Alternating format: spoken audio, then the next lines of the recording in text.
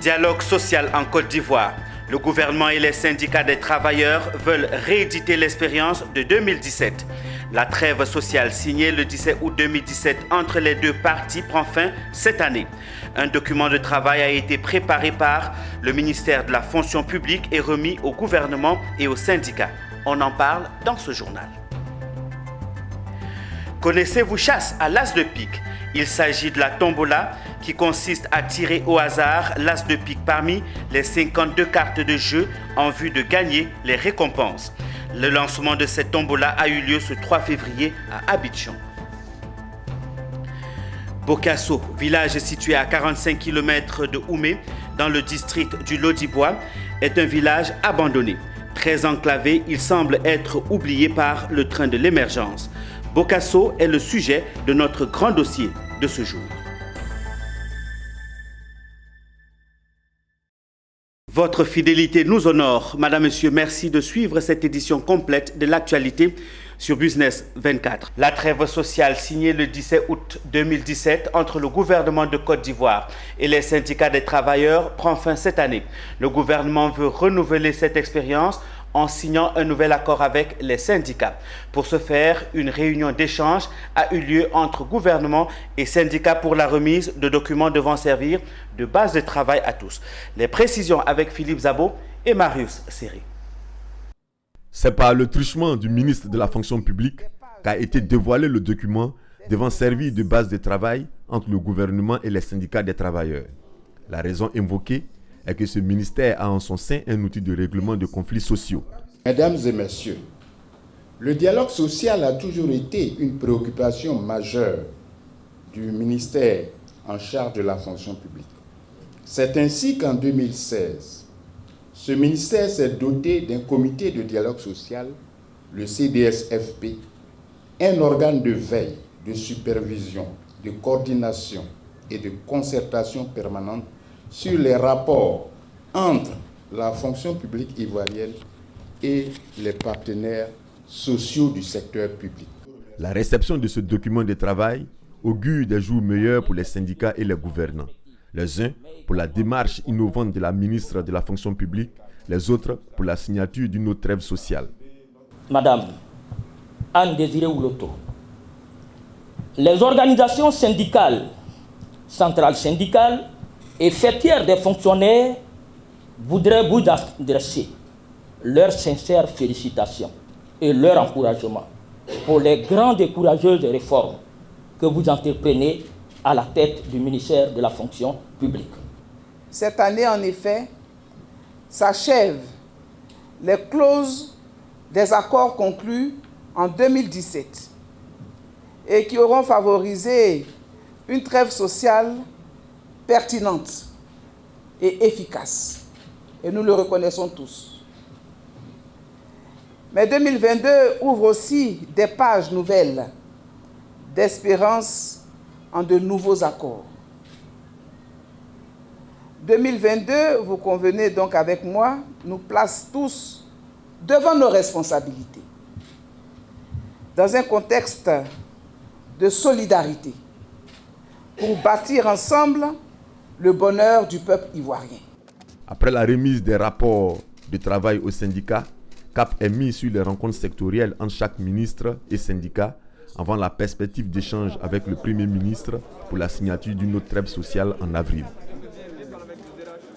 En Côte d'Ivoire, le ministère du Tourisme et des Loisirs a décidé de normaliser les réceptifs hôteliers, restaurants et autres maquis dans le cadre de la promotion touristique de la destination Côte d'Ivoire. Bientôt, des panonceaux seront donc installés sur les réceptifs. Mais en attendant, l'heure est à la mise en place des normes.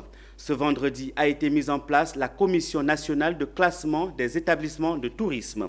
Cette commission aura pour rôle de faire le classement des établissements. Reportage, Konena Nourgo et Ismaël Doza.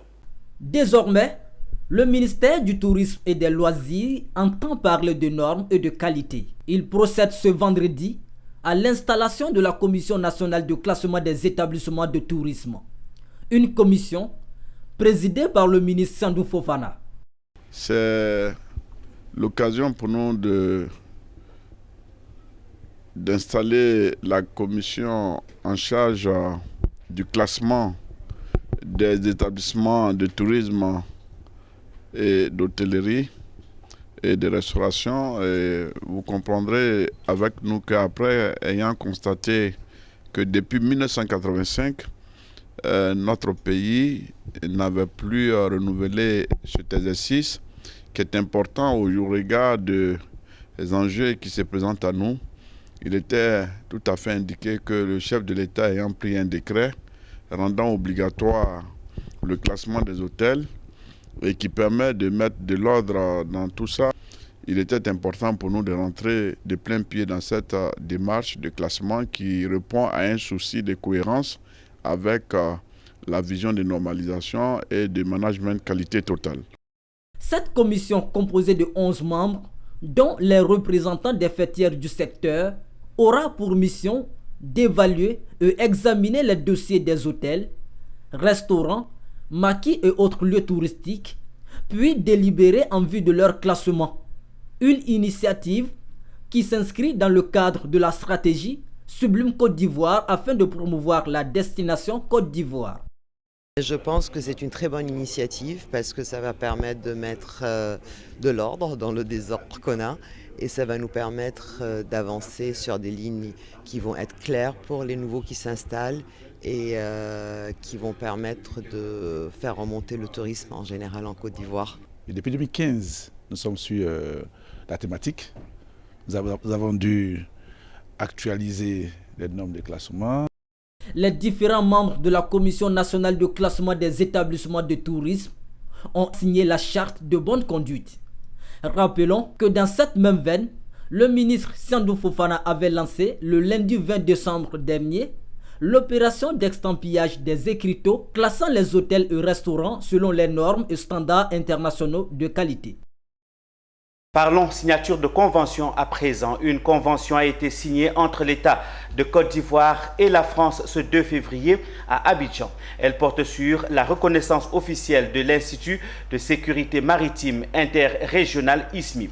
Cette signature fait de cette institution intégrée à l'Académie régionale des sciences et techniques de la mer une école de formation d'élite en matière de sécurité maritime. France Diomandé et Doumbia Yuba nous font le point. Bon vent et bonne mer à l'ISMI, à la coopération franco-ivoirienne. Je vous remercie.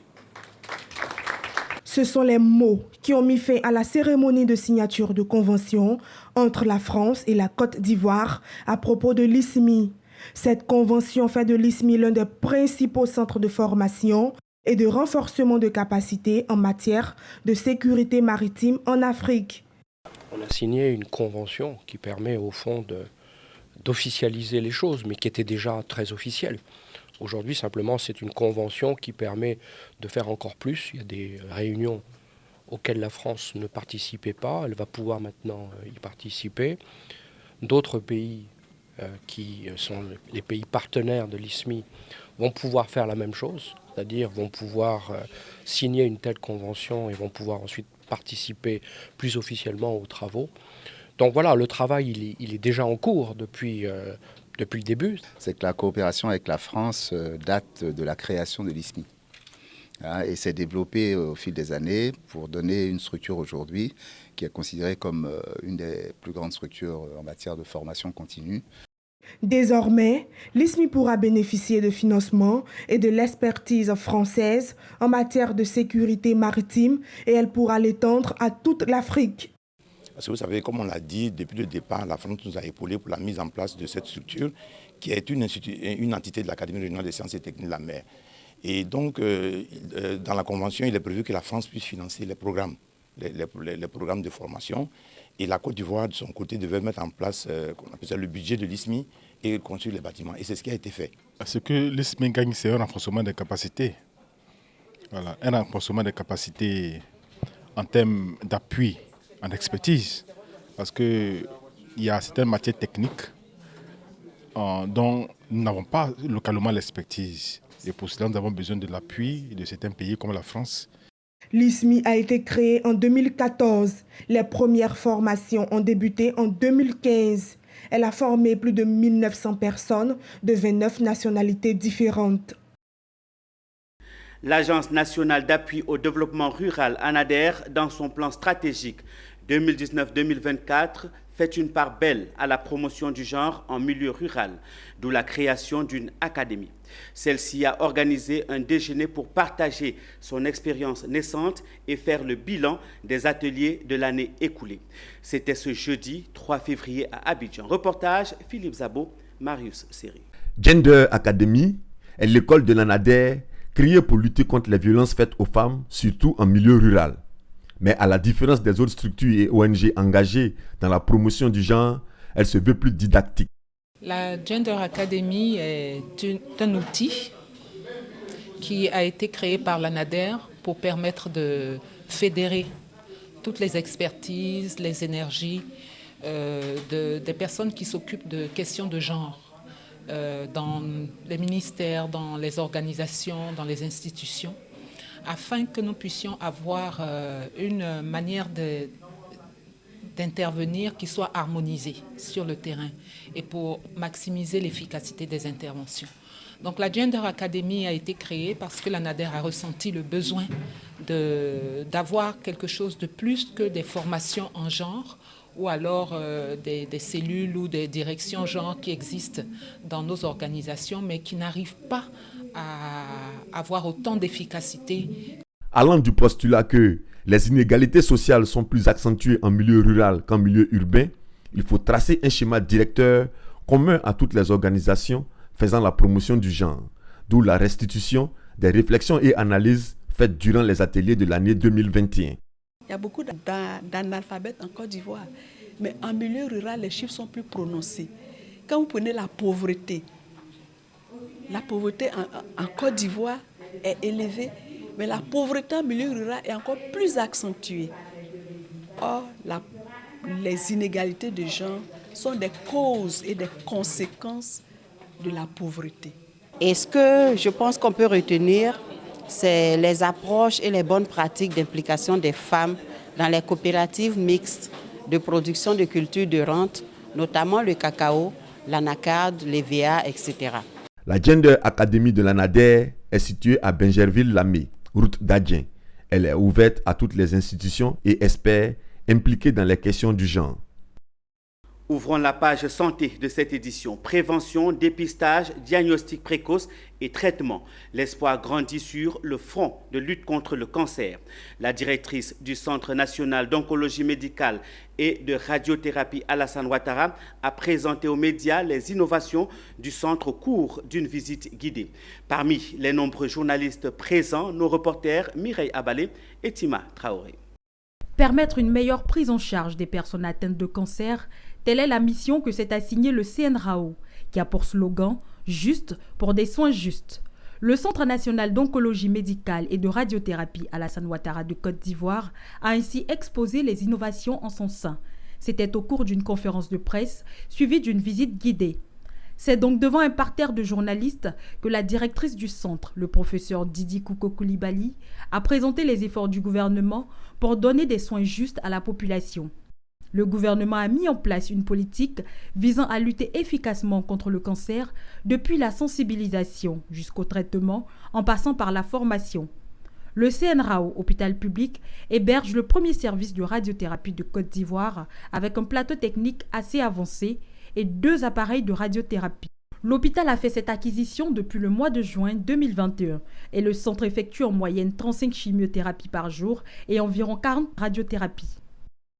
Ce que vous voyez ici, c'est un de nos appareils de radiothérapie qui était on avait déjà dès l'ouverture un plateau technique avancé, mais nous avons upgradé notre plateau technique encore. L'année dernière, cet appareil de radiothérapie, c'est la technologie RapiDark. Donc ceux qui connaissent le traitement de radiothérapie comprendront, mais il faut juste retenir qu'on a 2 appareils de radiothérapie d'une technologie avancée. Voilà. Et en dehors de la radiothérapie, nous faisons aussi de l'oncologie médicale, c'est-à-dire la chimiothérapie. Nous avons une pharmacie, nous avons un laboratoire d'analyse biologique. C'est un hôpital public avec des salles d'attente confortables et des salles de consultation bien équipées. De plus, il est équipé de salons d'esthétique, de groupes de parole pour la prise en charge psychologique des malades. En dehors de tout ce qui est soins spécifiques du cancer, nous faisons également des soins d'accompagnement. Nous avons également innové, en plus des consultations présentielles, nous faisons de la téléconsultation. Toutes ces choses, en fait, répondent à la politique en fait, du gouvernement qui est de permettre à la population ivoirienne d'avoir des soins contre le cancer de qualité et des soins accessibles. Pour ce qui concerne les coûts de la prise en charge, il faut noter que certains médicaments, les plus chers notamment, sont subventionnés par l'État de Côte d'Ivoire. De plus, il est possible d'échelonner le paiement pour son traitement. C'est un hôpital public dans lequel les tarifs sont déjà subventionnés, mais pour faire face à certaines difficultés que quelques personnes rencontrent malgré la subvention, il y a la possibilité justement de commencer à se traiter, même quand on n'a pas les moyens, mais de payer secondairement et payer même par fractionnement si on le souhaite. Donc c'est un hôpital public dans lequel aucun traitement n'est retardé ou n'est arrêté parce que quelqu'un n'a pas payé. Bâti sur une superficie de 11 000 m², le centre est doté d'une unité de radiothérapie disposant d'un scanner de simulation et de 2 accélérateurs linéaires de particules. Il a été inauguré le 18 décembre 2017 par le président Alassane Ouattara et ouvert au public le 25 janvier 2018. Il y a 8 ans, la chasse à l'as de pique faisait son apparition au Canada. Une tombola qui consiste à tirer au hasard l'as de pique parmi les 52 cartes de jeu en vue de gagner des récompenses. Cette tombola vient d'être lancée en Côte d'Ivoire par la Fondation Ensemble International et la Global Negos Enterprise. Konena Nourgo et Richard Akeke nous en parlent. Se faire de l'argent avec l'as de pique. C'est désormais possible en Côte d'Ivoire grâce à la tombola communautaire, la chasse à l'as de pique initiée par la Fondation Ensemble International et la Global Negos Enterprise. Nous sommes venus ici présenter la chasse à l'as de pique, qui est un jeu communautaire, une tombola communautaire. Mais la différence entre la chasse à l'as de pique en Côte d'Ivoire et ce qui se passe au Canada, c'est que là-bas, c'est avec des billets qu'on fait les tirages et tout. Et ici, c'est de façon électronique que les choses se passeront, parce que le monde... Cette tombola a fait son apparition il y a 8 ans au Canada. C'est un jeu au cours duquel les participants sont invités à tirer au hasard l'as de pique parmi les 52 cartes de jeu en vue de gagner des récompenses. Un suspense qui peut durer 52 semaines en raison d'une carte tirée chaque semaine. Nous voulons transmettre cette façon de faire ici en Côte d'Ivoire. Donc vous voulez construire une église ou bien une salle ou bien un terrain de football, etc. Vous organisez en tant que fondation votre chasse à l'as de pique. Ça dure sur 1 an. Et ça va créer cet engouement où chaque semaine, il y a un prix de consolation qui est donné. Et maintenant, on va rechercher l'as de pique. Si on le retrouve dans les semaines qui ont peut-être les semaines de 2 mois ou 3 mois, on refait, mais si on ne retrouve pas, ça dure 52 semaines. Et cela fait monter la cagnotte. Voilà pourquoi. Donc, cette église ou bien cette fondation peut se retrouver avec la moitié de l'argent. Les tickets seront à 1000 francs CFA. Donc, la moitié de l'argent peut revenir tout de suite. Si je ne me trompe pas, la moitié de l'argent revient donc à l'organisme et puis le reste à ceux qui ont émis le ticket, etc. Donc, même le gagnant a une partie de l'argent. C'est une tombola communautaire qui fait gagner tout le monde. En plus de faire gagner de l'argent aux participants, cette tombola 100% Internet permet également de subventionner des projets communautaires des organismes tels que les églises, les mosquées ou encore les associations à but non lucratif. Et ce, à travers la Fondation Ensemble International, dont les activités sont également lancées ce jour. Séance tenante, une démonstration a été faite permettant aux gagnants du jour d'empocher 50 000 francs CFA. Déjà, une équipe est sur le terrain pour inscrire les participants. L'inscription est totalement gratuite.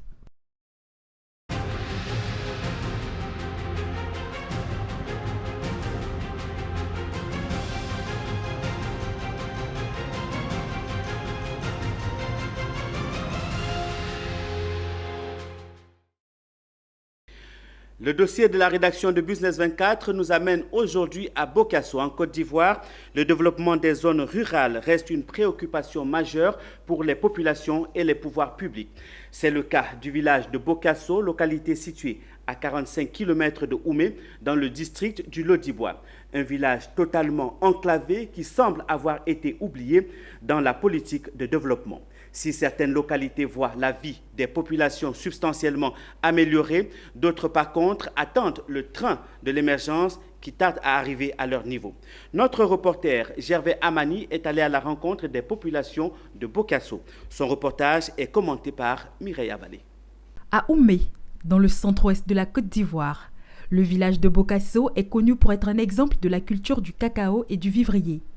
Mais il faut s'y rendre pour mieux comprendre l'expression « le cordonnier mal chaussé ». Déjà, l'accessibilité du village est très difficile.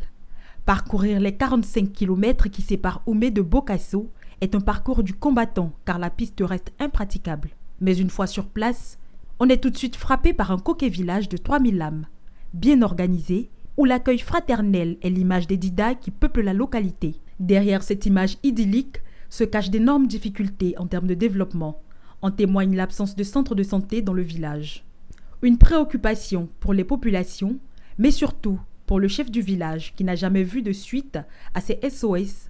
À cela, il faut ajouter l'extension du réseau électrique et le reprofilage de la route Agbaou-Bokasso, distant de 22 km. D'aider cette population-là à sortir de la misère. Quand je parle de la misère, il s'agit de la route. Le village est enclavé. La route même est impraticable en saison de pluie, en saison sèche pour ne pas dire en saison de pluie. Si vous avez un parent qui est malade, priez Dieu pour ne pas que ça soit la nuit. Si c'est la nuit, alors ne pleurez plus pour celui qui est malade, mais faites le programme pour ses obsèques. Dans ces temps, la sécurité règne dans les villages. Sur nos routes, il y a les coupés des routes. À Bokasso, l'eau potable n'existe que de nom. L'unique pompe villageoise construite dans les années 1980 ne fonctionne plus normalement du fait de l'augmentation croissante des populations. Trouver de l'eau potable à Bokasso est encore rudimentaire. Les femmes sont obligées de se lever de bonne heure pour espérer avoir de l'eau. Les périodes de saison sèche en disent long sur cette réalité. Car dans ces mois chauds et secs, l'eau est presque inaccessible dans les puits. Des puits qui n'offrent pas vraiment la salubrité adéquate à la consommation de l'eau qui y est recueillie. Le drap n'est qu'à passer à nous, parce qu'on souffre ici, on n'a pas l'eau. Si le peuple est gâté, on s'en va à la pluie, on s'en va à la rivière pour boire. Ça fait que ça nous donne maladie. Notre ventre, ça nous fait mal, on a la diarrhée souvent. Côté éducation, le village n'est pas bien nanti. L'école primaire publique du village, réalisée depuis les années 1970, compte seulement 3 classes. Le premier bâtiment de cette école n'a jamais bénéficié d'une couche de peinture. Soucieux de l'avenir de leurs enfants, les populations ont décidé d'opter pour la construction de nouveaux bâtiments de 3 salles de classe. Cette opération, qui a connu un bon début, a malheureusement été freinée par manque de moyens financiers. Depuis sa création en 1978 et l'ouverture en 1980, depuis cet instant, cette école n'a jamais eu 3 autres salles de classe. On constate aussi que les 5 autres bâtiments que les parents ont pu construire par leurs propres efforts, ces 5 bâtiments sont encore en dégradation. Ces bâtiments manquent de latrines. Lorsqu'il pleut, on est obligé de faire partir les enfants à la maison.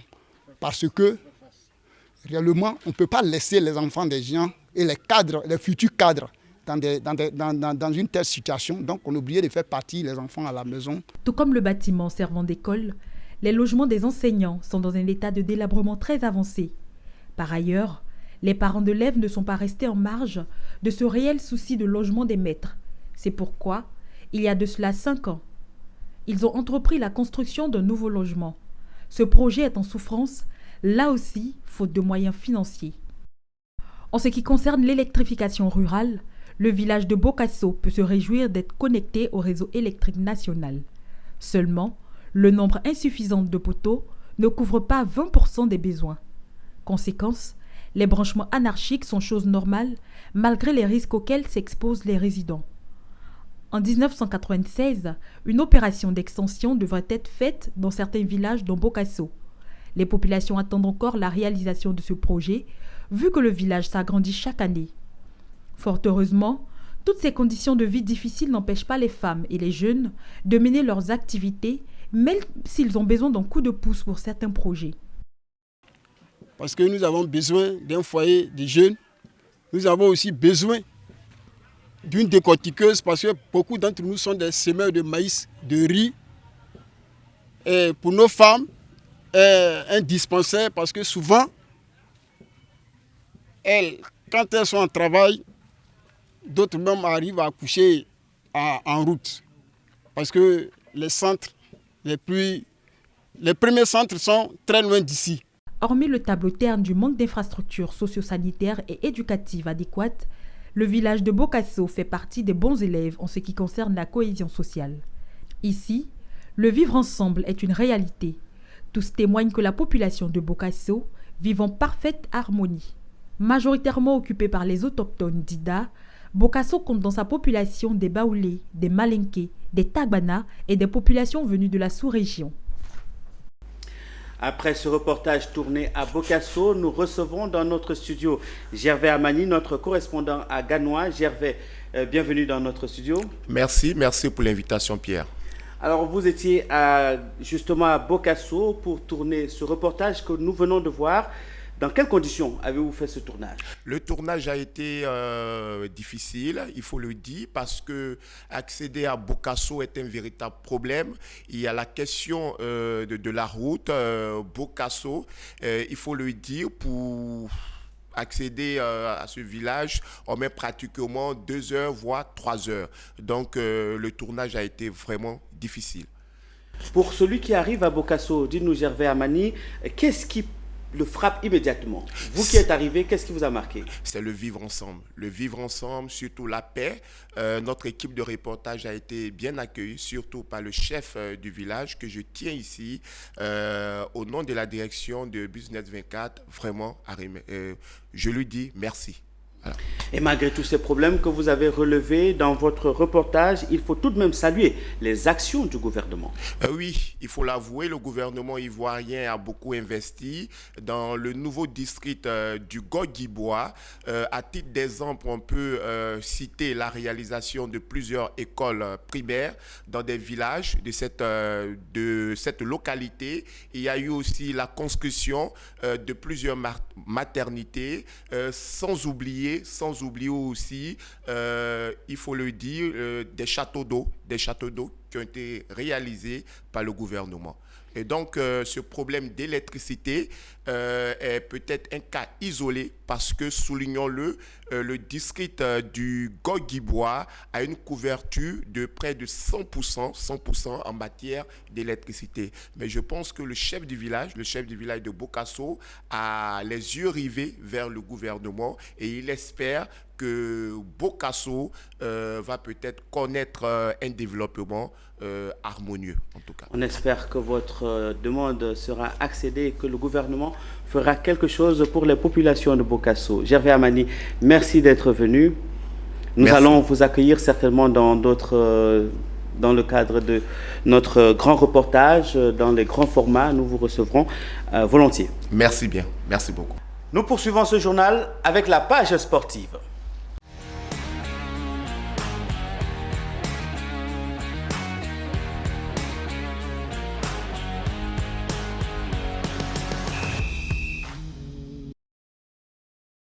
Les sports, c'est l'affaire de Hamid Yarasouba. Bienvenue Hamid Yarasouba. Merci Pierre. La finale de la Coupe d'Afrique des Nations de football se précise le 6 février prochain à Yaoundé. Les finalistes sont connus. Les Lions indomptables se sont fait battre hier soir par le pharaon d'Égypte qui a été plus fort que le Cameroun. La prime par contre proposée pour chaque lion indomptable malheureusement ne sera pas versée. Tout à fait. Hier, les lions indomptables du Cameroun ont manqué leur leur match face aux Pharaons de l'Égypte. Dans cette demi-finale, c'est les Pharaons de l'Égypte qui l'ont porté au tir au but. Et l'un des partenaires de la Fédération camerounaise de football avait promis la somme de 100 millions de francs CFA aux joueurs en cas de victoire face aux Pharaons de l'Égypte. Mais malheureusement, les choses ne se sont pas passées comme ils avaient prévu. Et les Pharaons de l'Égypte l'ont porté au tir au but. Et ce sont eux qui se qualifient pour les finales de cette 33e édition de la Coupe d'Afrique des Nations qui se déroule au Cameroun.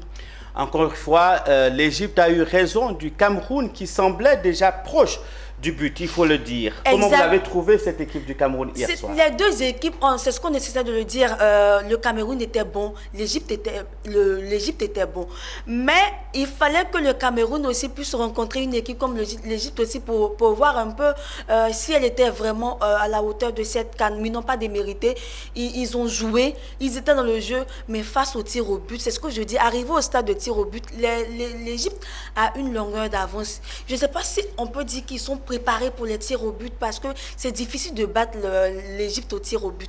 Et voilà, le Cameroun devait en entrée de jeu étouffer l'Égypte et remporter ce match. Mais bon, ils ont laissé assez d'occasions passer et au tir au but. Le mental de l'Égypte étant très très fort, ils ont eu raison du Cameroun. 3 joueurs ont manqué leur pénalty, la pression, il y a tout ça qui rentre en ligne de compte. Mais bon, ils vont revenir encore plus fort dans cette compétition qui se déroule l'année prochaine déjà dans le mois de juin en Côte d'Ivoire. Le Sénégal est donc averti. Les Pharaons d'Égypte sont très forts. Mais attention également, les Lions de la Teranga n'ont pas encore dit leur dernier mot. Il faut dire que l'affiche se positionne et se précise. Ça sera une très très grande et belle affiche parce que ça serait une affiche de Liverpool. Sadio Mané qui évolue à Liverpool et Mohamed Salah qui évolue aussi à Liverpool. Donc c'est 2 géants de l'Afrique qui se rencontrent dans cette CAN. Mais l'Égypte ne va pas se laisser faire. Le Sénégal pareil parce qu'ils sont en train de se battre pour avoir leur premier sac continental. Et l'Égypte aussi qui est en route vers son 8e sac continental. Donc ça sera un duel de feu. Chacun va essayer de montrer sa suprématie. Mais bon, déjà c'est de dire au Sénégal de commencer à étouffer, comme j'ai envie de le dire, étouffer l'Égypte toujours. Parce que lorsque tu laisses l'Égypte aller jusqu'au tir au but, c'est pas évident de gagner cette équipe-là. On a l'impression qu'ils sont formés pour les tirs au but. Donc si le Sénégal a envie de remporter son premier sac continental, c'est maintenant que ça se prépare. Et les dieux nous le diront au soir du 6 février du côté du stade Olympique à 20h précisément. En 8e de finale, l'Égypte a écarté la Côte d'Ivoire et en demi-finale, le Cameroun, pays organisateur. Dimanche donc, l'affiche, on se dit dimanche, on aura donc jusqu'à une certaine heure le 33e vainqueur de la Coupe d'Afrique des Nations. Mais Pierre, il faut souligner que l'Égypte bat la Côte d'Ivoire au tir au but. Le Cameroun également au tir au but. Donc c'est un avertissement que l'Égypte envoie, un signal que l'Égypte envoie au Sénégal pour dire écoute, si vous ne faites pas attention, on ira au tir au but et on va remporter encore cette 33e édition. Donc attention au Sénégal s'ils ont envie de remporter leur premier sac continental au soir du 6 février du côté du stade Olympique. Bien malin qui nous dira donc qui remportera cette 33e édition de la Coupe d'Afrique des Nations de football. Ami Diarra-Souba, merci d'être venu. C'est moi qui te remercie, Pierre. Madame, Monsieur, c'est sur cette note de sport que nous refermons ce journal proposé par l'ensemble de la rédaction. Merci de l'avoir suivi. Passez un très excellent moment en compagnie de nos programmes. Au revoir et à très bientôt.